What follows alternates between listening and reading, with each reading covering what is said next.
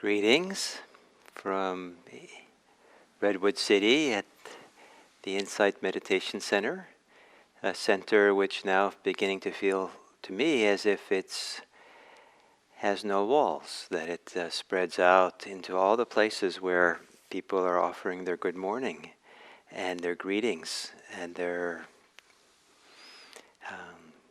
wonderful statements here and their bows. So thank you for being here.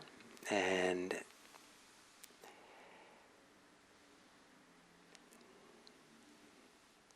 for me personally, one of the consequences of these years of doing meditation practice, Buddhist practice, has been that I now have a friendly relationship with my thinking. I will often enjoy my thinking, and I think of my thinking as a friend and myself as a friend for my thinking. And that wasn't always the case. Thinking is often a source of tremendous amount of human suffering. Psychologists sometimes say that one of the leading causes for depression is rumination. There's certainly other reasons for it, but the self-talk, what we tell ourselves, the images we conjure up, if we think more in images, can have an influence on us. It can have effect. They're not influence-free. And when there's ideas and thoughts and images that are frightening or anger-producing or all kinds of things, desirous, that it lingers or affects us, a mood or an inclination or a habit formation, and can affect our body, our muscles, can create tension. And probably one of the leading causes of tension and stress is in fact our relationship to our thinking. We might be in a hurry to get somewhere, but it's the hurriness of the thinking, the mind, that's reaching forward and wanting. So one of the things that begins happening in practice is we start having a different relationship to the thinking mind. And one of the opportunities, one of the possibilities, is thinking no longer becomes center stage. It's no longer the basis for how we see the world, understand the world, or especially ourselves, that our thinking is not the source of where we think we are, or who we think we are, or how we create or construct the idea of who we are. And that what feels more at home is being centered in the body, or centered in the deeper experiences of our senses, to be centered more at other sources of intelligence, other sources of feeling, of sensations, than the thoughts we can tell ourselves. And that's not to dismiss our thoughts, but to create a very different context for relating to them. So one of the ways to becoming happier is to not grant a lot of authority to thinking, to not believe every thought, to not hold on to or engage or pick up everything that we think. Don't give thinking so much importance. And if we do that, then we can maybe begin to drop in to a fuller range of our human capacity for living, for sensing, for experiencing, for understanding. And to our greater capacity for happiness. There is a happiness we can experience that's not dependent on what we're thinking about. The happiness of intimacy and connectedness and being rooted here and really feeling the life flow moving through us. Getting out of our way, not overlaying layers of tension and stress and interpretations and reactivity to this wonderful capacity for our inner life to flow and open up. So, to take a meditation posture, And perhaps a meditation posture that would allow you to shift your center of gravity from the thinking mind to the sensing body, the experiencing body, the body's capacity to feel its own aliveness, to feel the flow of sensations,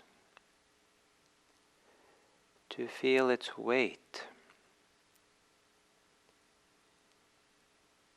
to feel how the body is positioned with gravity in the contact of your body against your chair, your floor, wherever your body rests is touching.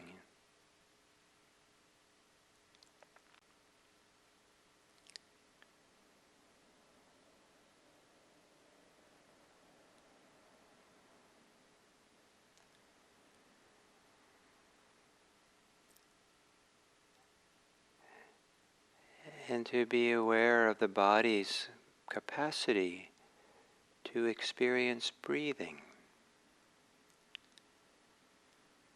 in whatever way, very permissively, whatever way the body experiences breathing, let it be that way. Any tendency to judge it or feel like it should be different belongs to the thinking mind. You don't have to stop thinking those, but just let them recede to the background and not give them so much importance if you can. And for these minutes now, to give importance to the experience of breathing.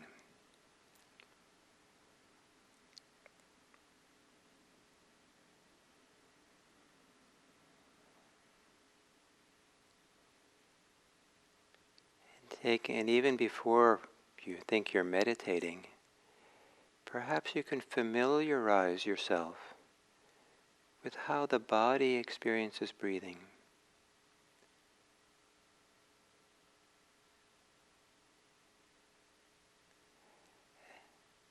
As if you're a friend who's come to visit your friend breathing, and you're asked, "How are you?" And generously and kindly, you attune yourself by getting to your friend, by getting to know the friend of breathing.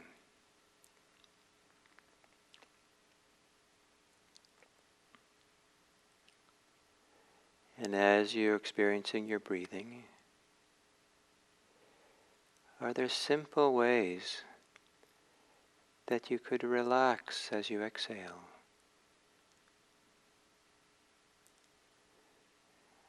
Without too much ambition, just simple. Maybe relaxing some parts of the body that are breathing. Maybe the rib cages can relax as you exhale.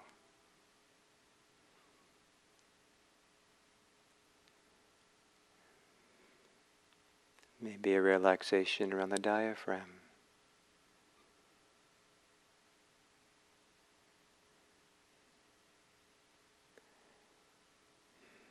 Maybe a relaxing of the belly.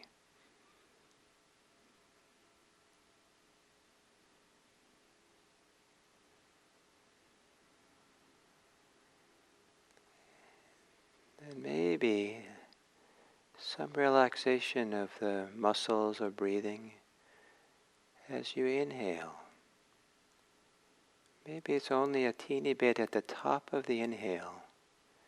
There's a softening that lets the inhale continue for a fraction of a moment longer.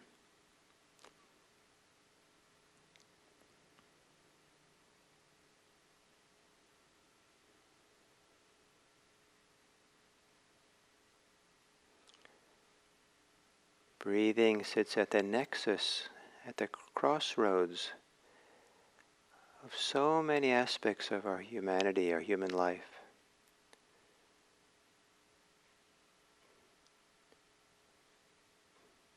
To be interested in the experience of breathing is to be interested in something quite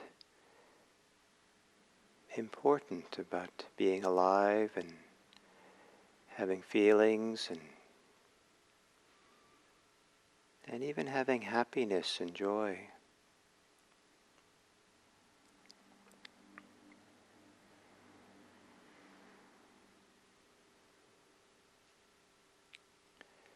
And then if you can find, or if there happens to be any tension or pressure associated with thinking, maybe in the forehead area, behind the forehead, between the ears, the face, jaw,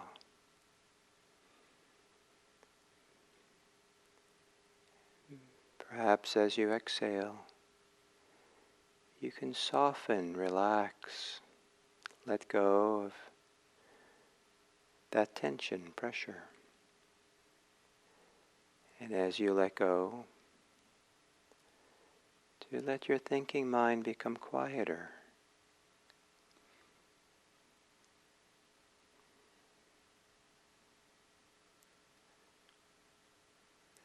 As you exhale and let go and relax, if your thoughts are difficult,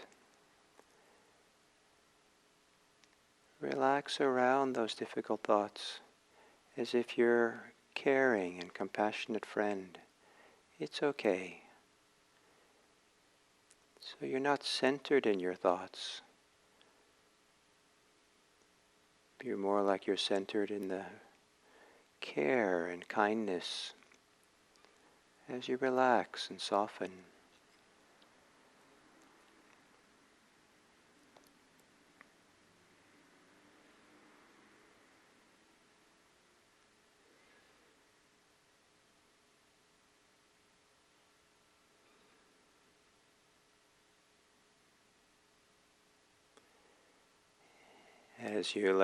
As you exhale, letting go into the body breathing.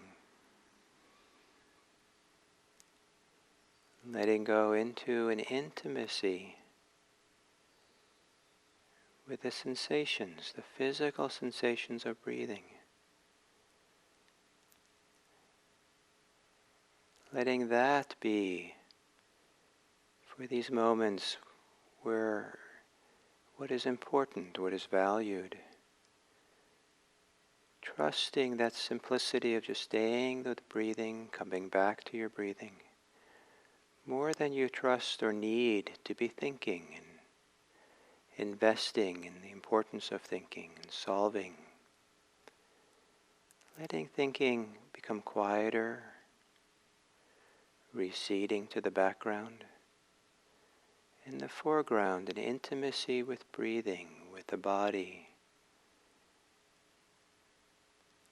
allowing it to be as it is, untroubled,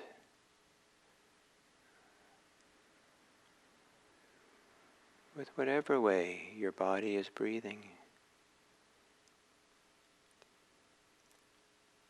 Being with it kindly and compassionately, here, now.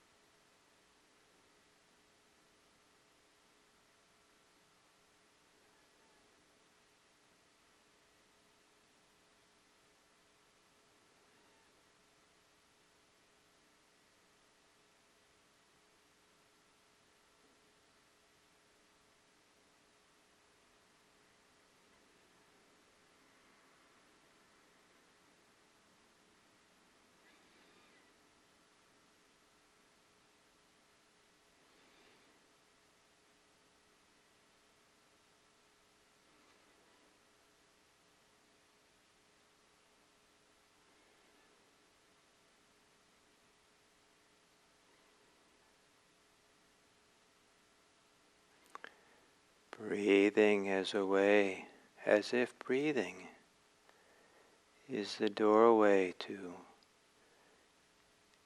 deep feelings of belonging, of being at home, being free, to happiness, as if breathing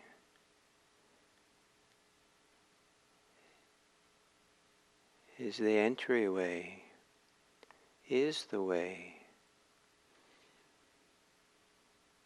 to be free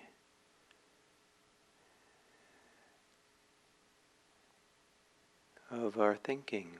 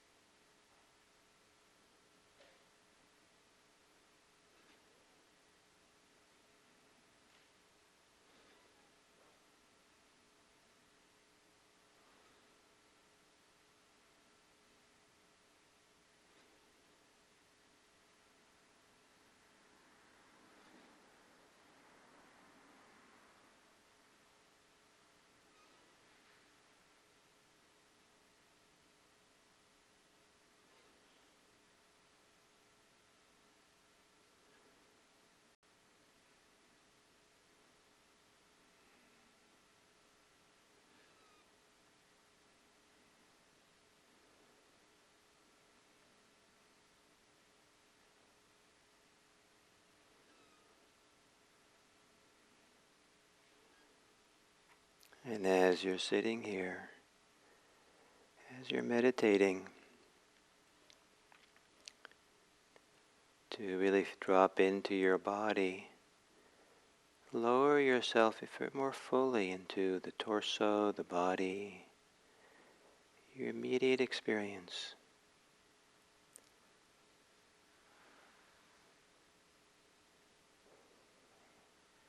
And feel any sense of well-being that there might be here, no matter how small, or in what corners of your being. Feeling your well-being, a well-being that's not dependent on what you're thinking, that maybe resides in some place deeper than thinking, or more intimate than thinking. A well-being that you have to let go of thinking to feel more fully.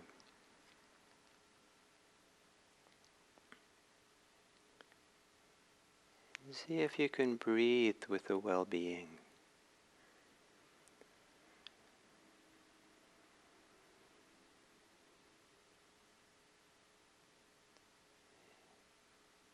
See if you can allow the well-being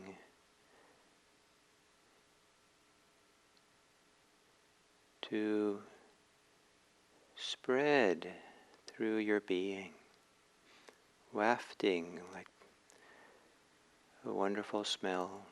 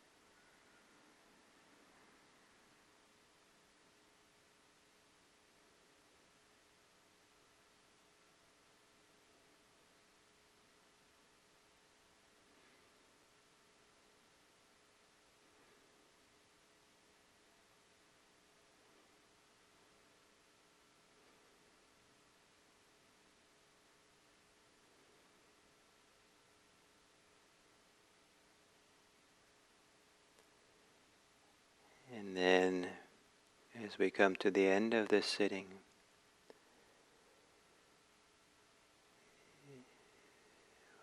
once again to feel within you whatever sense of well-being there might be. Might be a little bit more calm or settled, a little bit more intimate with yourself.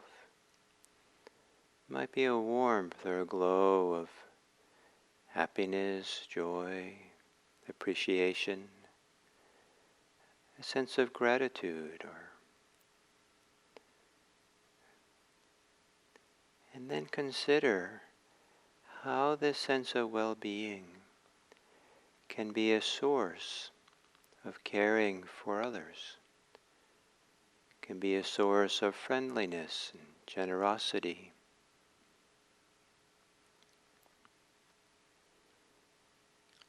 So that caring and generosity is not so much something we think about logically,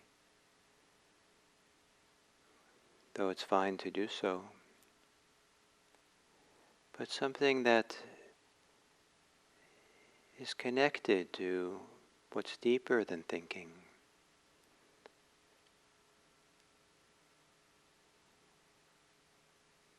It's connected to that which in us that doesn't suffer.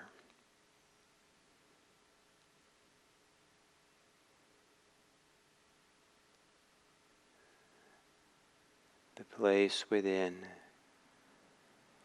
where there is no stress,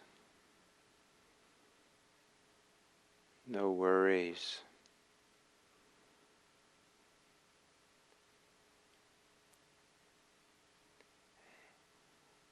and from there, allowing yourself to look upon the world with kind eyes,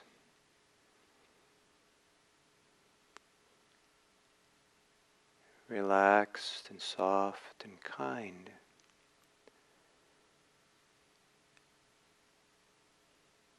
And consider how you might today act on kindness, act on generosity. How you might today act on a sense of friendliness or compassion.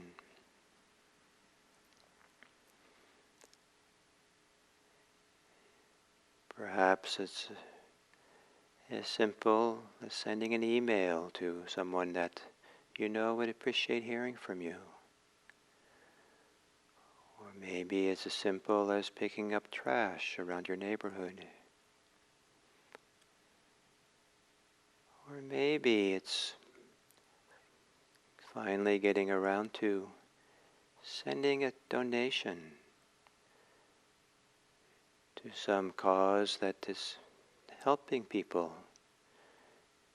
during this time of great strife and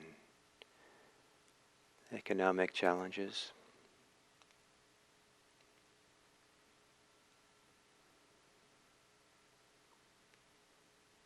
There's something that can be freeing, and we'd like it to be freeing, to let your meditation practice be connected to how you live your life, and the bridge between the two.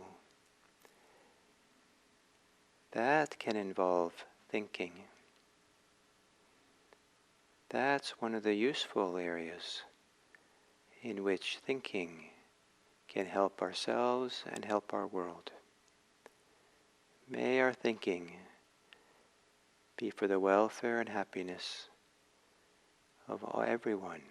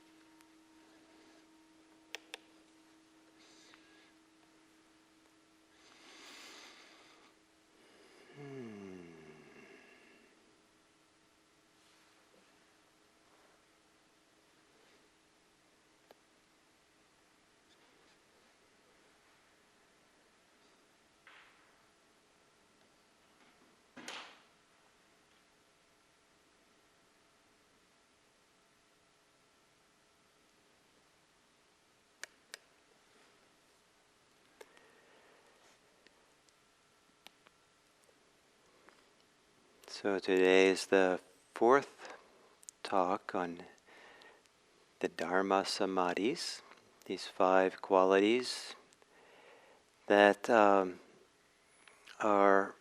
an integral part of how the Dharma practice unfolds.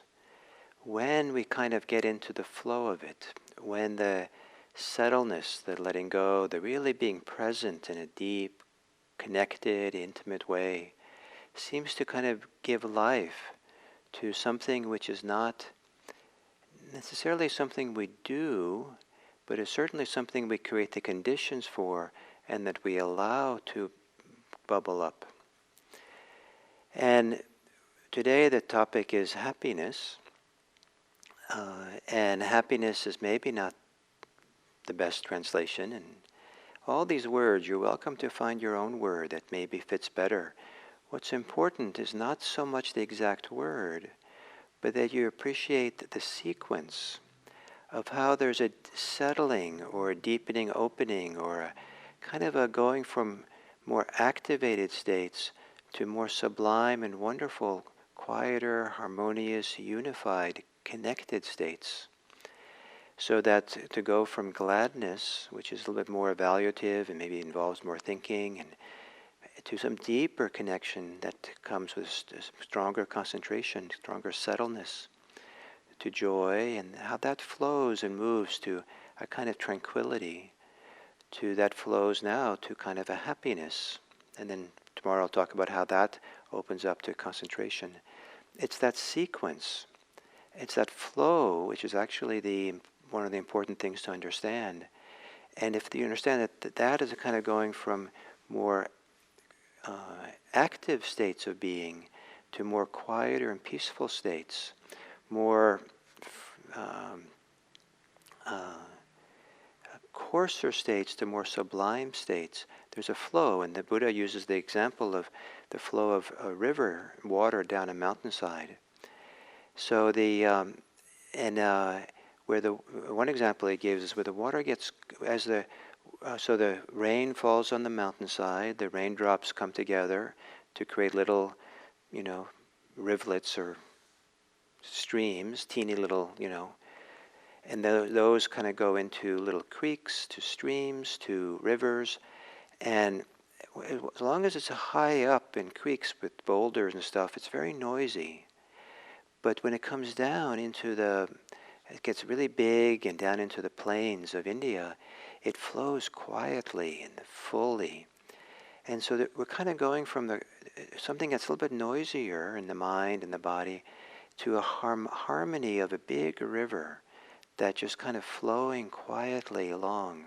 And we're in that stream, in that current. So this movement from gladness through happiness and then concentration is actually something's getting bigger and fuller, but quieter and stiller. So to go from coarse to more quiet is not becoming more diminished as a human being, it's actually becoming fuller. So it's that sequence which is important, rather than necessarily knowing exactly what each of these states are. So that gives you some room to choose your own English word that you associate with it. You put you in the ballpark, the words that I offer, and then how is it for you personally? And I suspect for each person, there's a little different way these things are felt and experienced, and maybe you would choose different words, and at different times, maybe different. It's experienced a little bit more differently, and so when I get to happiness, sukha, sometimes I like to just call it well-being, because that seems like a very broad word that allows all kinds of things to fit into it, and people can find themselves a little bit easier than the English word happiness. But happiness is things like joy and happiness, some people will point out, have a different, come to us in a different way than pleasure. That pleasure is something we can do for ourselves. And you can go out and drink alcohol for the pleasure of it. You can go out and get a massage maybe, or stand in the sun, or all kinds of things that you can do to get pleasure. And and you can even pay for pleasure. But joy, and even more so happiness, takes more than doing something. Deep contentment, feeling of satisfaction and well-being cannot be bought, cannot be, made to happen. It's not like, let's go out and get some deep satisfaction by buying more or, getting more, doing more world experiences or something. There's something about you have to allow something beyond our own little actions, are the well springs of some of the deepest forms of happiness and well-beings we can have. And so in Buddhism, it's a lot about creating conditions. And so mindfulness and being settled and meditation are creating the conditions. Letting go is creating the conditions for this flow of the Dharma Samadhi to happen within us. At some point it comes to what's called in Pali sukha. And sukha, I like to translate it as happiness. There's other choices for it. And depends what people's association with the word happy is. But it's something very sublime, and it's very embodied. It's said that the joy that happens earlier in this flow is more mental, or kind of a thrill, a kind of a mental thrill that might kind of thrill the whole body, but it's more like more like a thrill or excitement, a little bit of really being connected and involved and in the flow of it all. But whereas happiness, that excitement has been tranquilized, become calmer, and now there's something much more sublime. And people often report about it that it feels very embodied, this happiness. And because it has such a strong embodied feeling, Bhikkhu Bodhi, the translator, in this context will translate sukha as pleasure. But pleasure to me has whole different connotations than what's going on here, where there's this deep wellspring of sublime sense of deliciousness and calm, and the kind of feeling of sitting on a maybe cold day and coming in a warm room and having hot chocolate or something, and just really feeling content and happy and settled. And to say that's pleasant or pleasure seems to miss a lot of what is happening there. And now this happiness that comes with it's not the goal exactly, but it's considered a little bit the means. But if you think of it too much as the means and make it kind of a little bit more, a technique to get somewhere, then you lose the connection to the deeper parts of it. We have to let go so fully of even wanting or thinking about using it to get somewhere else. However, it is really a means to move further and go deeper. And the purpose of this happiness is a deep sense of unification, of concentration. But that's not the purpose either. The purpose is to become free. The purpose is to see deeply, see things as they are, in such a way that we can let go of the clingings, the holdings, the cravings, the fears that we're stuck with. And so happiness is a stepping stone. And so, but we have to allow ourselves to feel it. And I had the, silly circumstance of trying to avoid happiness and joy in practice, because I thought it was not really the point. I thought it was kind of silly to be happy or joyful, and I wanted to go to places where it was really deep and serious somehow. But that was silly, because you have to go, happiness, well-being is kind of a door to going deeper. And of course, it's not easy to feel this well-being or happiness, and sometimes it can be months and years before it really opens up, and we have to really appreciate the power of mindfulness in all circumstances of our life, and not be ahead of ourselves to looking for the happiness. But at the same time, we want to know that happiness is part of the path. And so we want to kind of be able to get out of the way. We want to be able to allow it and recognize it and get out of the way, so that flow can come, so we can avail ourselves of well-being. And it's my theory that for most people, there's much more joy, much more tranquility, much more happiness contentment, satisfaction, available at any given moment than most people avail themselves of. That we're so caught up in our thoughts, our concerns, our projections in the future, our fantasies, our desires, our fears, our concerns over things, that they sometimes predominate in such a strong way that the simple joys, the simple happinesses that are here, that are available, we don't avail ourselves of them. And there can be very strong resistance that people have to becoming happy. Some people don't want to experience too much happiness because it's bad luck. Something that bad is going to happen if we do that. Or we don't deserve it. Or people resist it because in order to be a good person, in order to be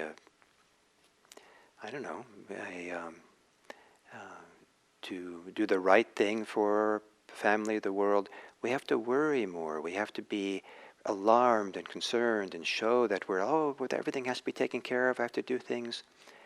And we don't have time. I can't focus on myself. I have to just focus on the disaster that's out there in the world.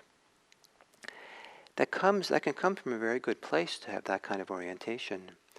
But to appreciate, to discover that we can in fact take care of ourselves and the world from this place of happiness, from this place of being settled, and so to avail ourselves of greater happiness, greater well-being, to take the little bit of time sometimes it takes. Sometimes it doesn't take much.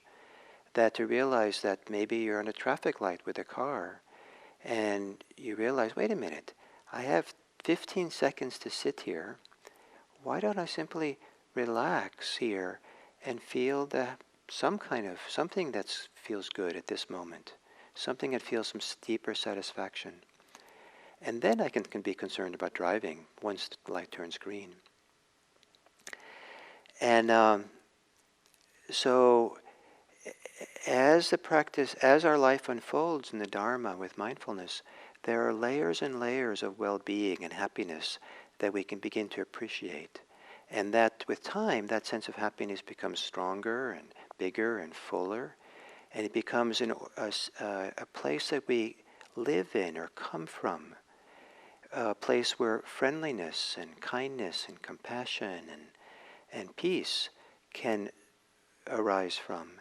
That's very difficult if we center our life on our thinking. With all the kinds of crazy ways that many of us can think. To center our life in a deeper place, a well springs of well-being, and then learn that that is a place where we can effectively work for justice, effectively work with compassion, effectively care for other people, effectively be a caring and actively involved in the welfare of our communities. The place from which we can engage in difficult conversations with others, including the kind of conversations around racism and politics that are becoming more and more important for us to deal with and look at. But not to sacrifice our well-being, but to realize that is a place where actually we can be more effective in the long term than if we come from anger and fear. And then eventually,